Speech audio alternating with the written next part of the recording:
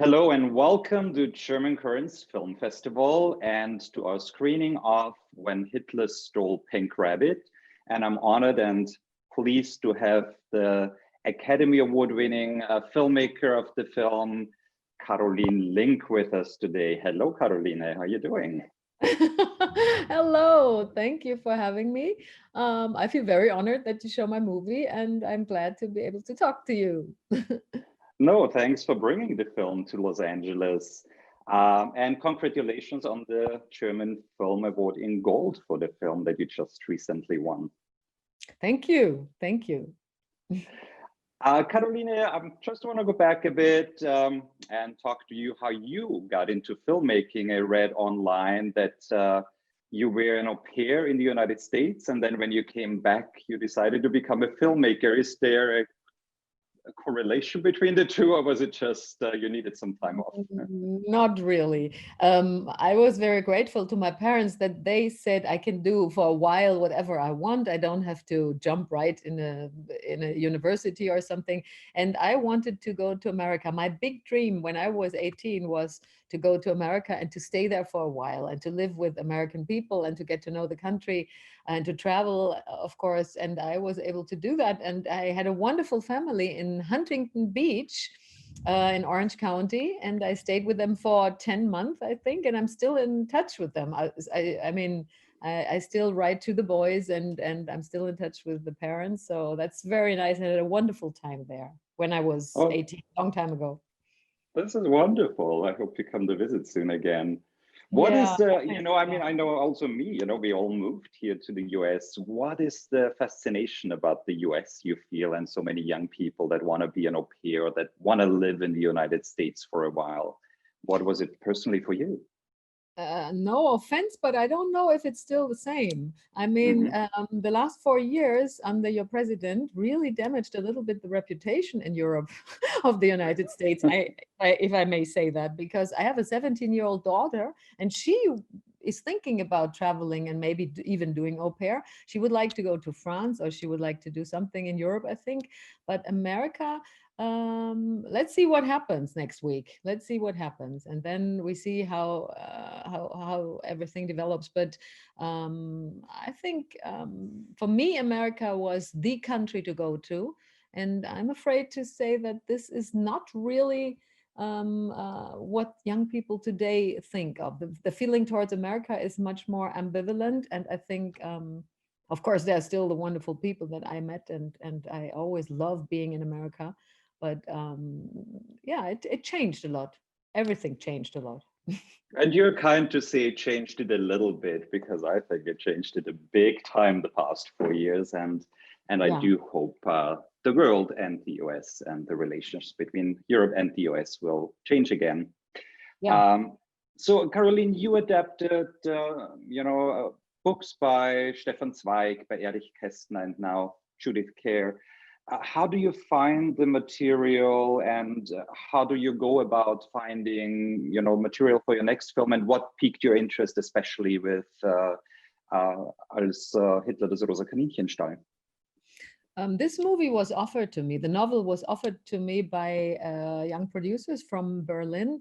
It wasn't my idea to make a movie about it. And when it came to me, I thought about it a few times because I did, as you know, Nowhere in Africa. And that is also a movie about a family that escapes the Nazis and goes to Kenya in exile. And they survive in Kenya. And I thought, are there too many similarities? Didn't I tell that story already before? And then I read the book again that I read when I was 11 years old, when Hitler Stole Pink Rabbit, and I loved it when I was a girl. And I fell in love with it again. And I thought, this is so, how do you say, this is so much, it's so such an interior story. It's so much about what you feel. It's not dramatic on the outside. Nothing really happens on the outside, but it is still a very intense story. And what Judith Kerr managed to do is to talk about being a refugee and the Nazi times, and still you didn't have to be afraid of that book. When I was a little girl, I didn't have to fear the book like I feared other stories about Second World War and the Nazis.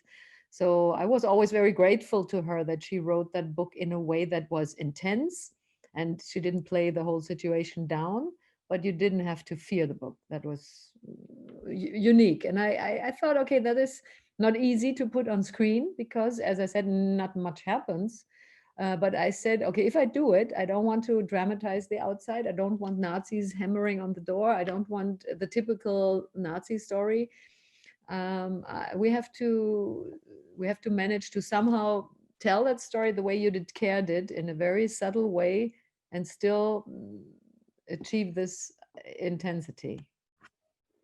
And I like that about the book and the film, that, you know, it tells the story, what it is to live in exile, you know, the hardship to leave your loved ones, your home. And also, you know, I think we hear the horror of what's going on back then, but it's told through Julius, maybe, when, you know, he tells the story of the zoo, and yes, but so we get it, but it's not in your face, and it almost seems it's an adventure story of Max and Anna also. But for me, the story is also very timely, I would say. How was that something that you hoped also, you know, with refugees and how it is to have to leave your country? It's not even a choice, you have to survive. Do you hope to sensitize audiences also nowadays to these problems? yes, of course. I mean, what Judith Kerr achieved when I read the book, at least with me, is that I developed a strong empathy for that little girl and for the whole family. And that is what cinema can do as well. I think you can make the large numbers of people who come to Europe, or the if you only always talk about numbers and how many people are coming or whatever, then cinema and also literature, of course, can individualize those stories. You can, you pick one person from the masses and you tell this person's story, and it becomes very intense through its individuality. And even though you could say that the Kerr family, or in the book they're called Kempers, the family has a very privileged journey in a way, even though they have less and less money, but still they travel and they stay in a hotel, and then they still have a place and have something to eat. But I think it moves you anyway so much, because Anna slowly starts to understand that there is no way back, that she can never go back home. And to realize that is shocking enough for her and for the audience, I think, for the young audience. Yeah, no, and we really feel for her, and I think that, you know, to connect to a character makes it much more, you know, as you say, it's not just news and numbers and news feed, but we can connect to someone and learn through that individual story, and it's touching, and I think young audiences will hopefully understand more what it is. I think movie making is also always about details, like what Judith Kerr did beautifully also already with the name of the title of the book, When Hitler Stole Pink Rabbit. What does Pink Rabbit stand for? Hitler didn't steal Pink Rabbit. He stole the childhood of that girl and of her brother. And she lost not only her toy, but her home, people who were dear to her Heimpi, you know. So if you always look at details and make them as precise as possible, and look at them through a magnifying glass, then stories become real, then stories become intense and strong. And I think that is what movie making is about, the details. I always thought that details, and not running through a story with many plot points, but staying at one point and looking very deep into the situation and into the characters. I just rewatched the film again, and there's two scenes that really touched me a lot and that stood out to me. One was in Switzerland when Julius talks to Anna, and he talks about always let that light within shine. And, you know, you have this light, don't ever let that be taken away from you. And then the end, you know, on the ferry to England, and it's basically the voiceover when she says, I don't understand a word, but it doesn't matter because soon I'll understand everything. Does this sentence kind of explains Anna's or Judith's spirit, and what does it mean to you? Yeah, I think that, what is the English word for a Tapferkeit? Bravery? Bravery, yeah, bravery, I would say, yeah. Yeah, that the children are so brave, that the whole family is so brave, that the father says, yes, Anna, I hate being a refugee just as well, just like you. But look, there are many beautiful things about it too. It's interesting. Look at the places where we're going. Look at the languages you can learn. You have an intelligent head on your shoulders. You can learn all those languages. This optimism, this strength, this being brave, you know, is moved me so much, because you can, of course, always break under a difficult situation. That's just too human. But you can just as well try to pull yourself together. And I think what Judith Kerr always felt is that as long as we are together, the four of us, as long as we are a family and we stay together, nothing really can happen, you know, to us. And these are the emotional elements of the story, not so much the outside. And I love that. I'm very grateful that Judith Kerr gave me so many beautiful details in her novel that I could use in the movie. Talk about family. Both this film and also Nowhere in Africa is about family, is about leaving your home. Is this something that you also personally connect with, or that has some meaning for you personally also? What does family also mean to you? Yeah, I mean, some decisions as filmmakers we do unconsciously. I think I have a strong relationship to my family. Obviously, family means very much to me, and also I think I'm a very faithful person. Is faithful. I'm very treu. Yeah, I'm very faithful to the people that are, yeah, loyal, faithful to the people I love and I grew up with, and that means a lot to me. My father sometimes asked me, why do you always talk about father-daughter relationships in your movie? Maybe it has a deeper psychological reason, but I am not really aware of it. My father was a very strong and dominant person, and obviously he made an impression on me, but unfortunately he's dead now. And but I don't know why stories where there's this relation, certain strength in this relationship between a father and a daughter, I always feel attracted to. And I read a lot about Alfred Kerr, the real father from Judith Kerr. And I think the two of them, they really had a very special connection. He treated her very much like a grown-up, and he had these conversations with her, more even than with her brother, I think, that were very eye to eye. I mean, he didn't treat her like a little girl. He was very, he took her very serious, and that moved me. I thought that was very beautiful. And I think also her brother Max treated her very much with respect and almost like an adult, and very gentle, I thought. And I thought that was so sweet to see.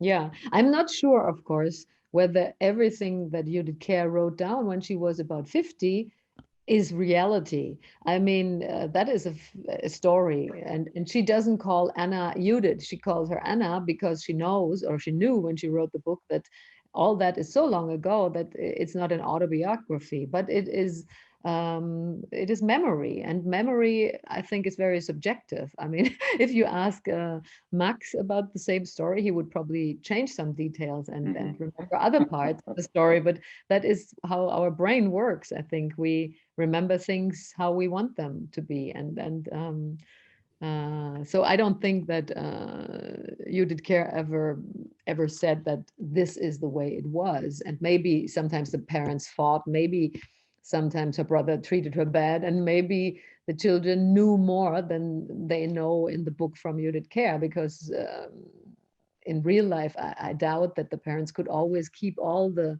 worrying and all the pain away from the children when they live together in such a small place like in Paris. So I think they talked a lot about their problems, but Judith Kerr decided to not tell it that way in her book. Caroline, can you talk a bit about the casting process and how you found, I mean, she's so talented, both the children, but, Riva is phenomenal, how you found her and how it is to work with children also. What's the difference between directing adults and children? I always loved working with children, and I always loved children. Before I wanted to become a filmmaker, I wanted to do something with children. I never really knew what. Maybe I wanted to become a child psychologist or work as a teacher or whatever. But I always felt a very strong connection to children. Maybe it's the direct way of communication that we have in common, or I can understand children. I like children, even if when they're difficult, I see the baby in them, and I see what an opportunity. I mean, what a treasure childhood is, and children have the quality that they have more future than past. So they always look towards the front, they want to see what's coming, what's next, and they can see things as an adventure. They welcome most of the time changes, and they are curious to the future, whereas we adults very often only look back and talk about what we lost, and I like that child's perspective to the future, because I mean the world is before them, in front of them still, and I like that very much. And working with children is of course very different from working with trained actors. I always like working with children who never did anything before, who never filmed another movie before, because they have a certain innocence in front of the camera that they don't worry too much how they look, what effect their acting has on the audience. They don't know anything about it. They trust me completely, and I can go with them through the scenes. And at the beginning, the first shooting days, I always work very much from the outside with them. I tell them what to do, very precisely what to do. And after a while, they start through the outside, a very outside way of directing, they start to understand what I mean. When I tell them, while you speak, you look to the floor, and then they start to understand that means sadness. And then I don't have to tell that after a while anymore, because through the outside, they get into their insides, and they know what it does to them, and they feel what it does to them when they have a certain body language. And then, with actors, I can talk about psychology. With children, I work more from the outside to the inside. I think there's a lot we can learn from children, looking at the future and less at in the past, and be more like the Greta Thunbergs of the world, and not so much constrained by our past. That's true. Caroline, when you won the Academy Award for Nowhere in Africa in 2003, you were only the second female director to win in the Best Foreign Language category. And now looking from 2003 to 2020, not so much has changed in that category, unfortunately. How do you see kind of the state of women directors in Germany? Is it changing? Are there more women directors? Is there more opportunities? Do you create your opportunities?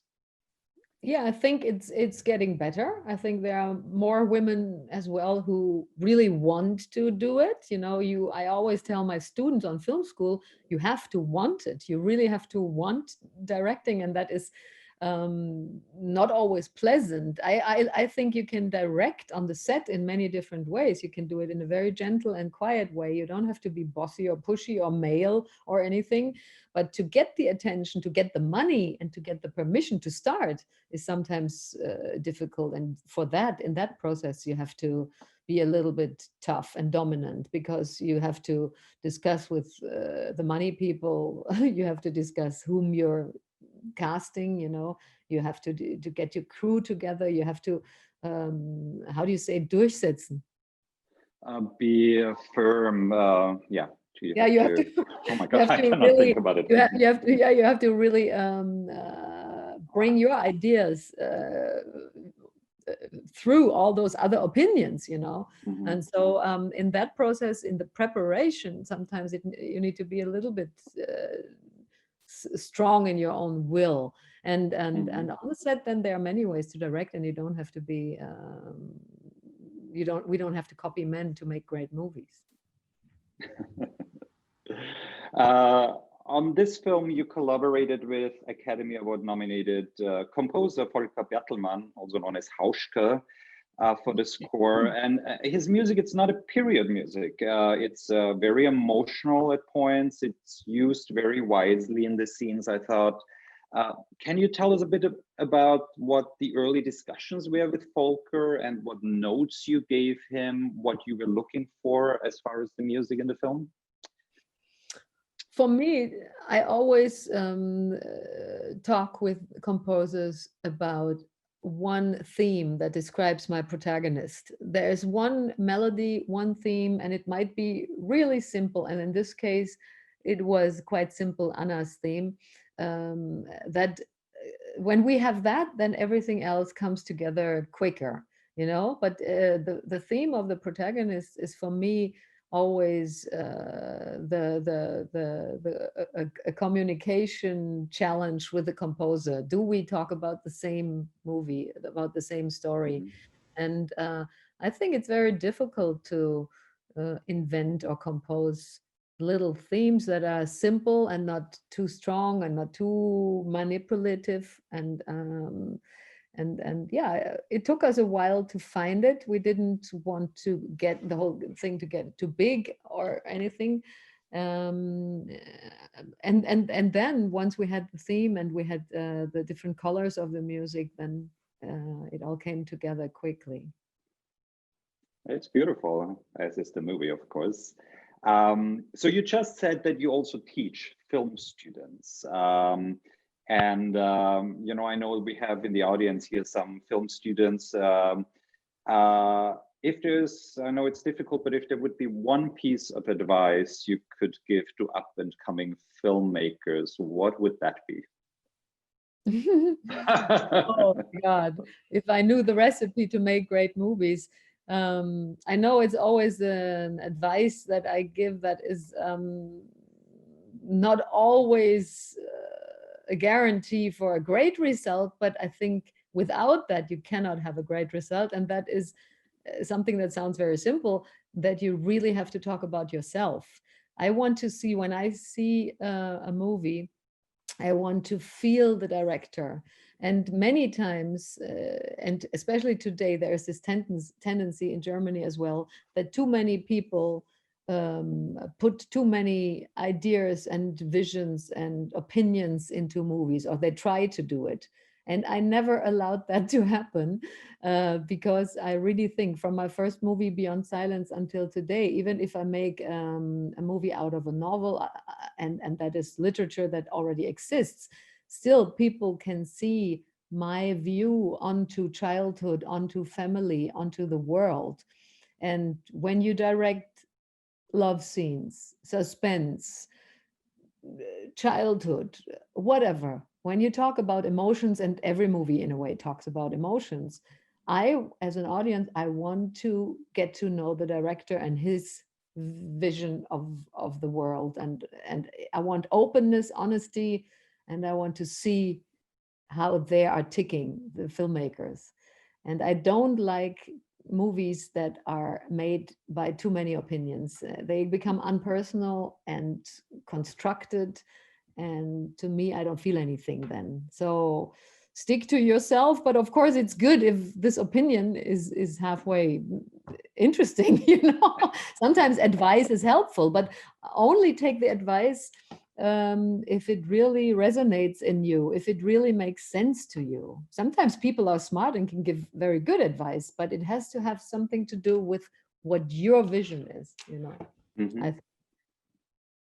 Thank you for this great advice, and thanks for a wonderful interview. And again, thanks for bringing the movie When Hitler Stole Pink Rabbit to Los Angeles. And I hope in the next few years we can have you here at German Currents in person and get to know you in person.